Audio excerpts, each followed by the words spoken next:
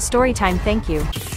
If you've never played with an Ouija board, let this be your warning to never ever do it. This all happened when I was 9, and it still feels like it was just a nightmare. But all of the news articles, and the fact that I still have the Ouija board, is proof that it really did happen. In true cliche fashion, I was at a friend's sleepover, and one of the other girls brought the board. My friend's mom took one look at it and said not in her house. My toxic trait is I don't listen, so after everyone went to sleep I snuck and got the board. I was just joking around by myself, asking stupid things like, will I get a new dog, go on vacation, blah blah blah. I was having a full conversation with myself, and then spelled out the sentence, you are welcome here, and everything changed. It immediately got cold, and the air started to stink like rotten eggs. I didn't even know why, but I was so scared I threw the board back in the box, ran to my sleeping bag, and zipped myself in. I told myself I was being a scaredy cat, and was about to unzip myself, when I heard footsteps in the room with us. Then I heard a cracking sound that made me sick to my stomach, then another and another. I laid in my sleeping bag, and pretended to be asleep, while the crunching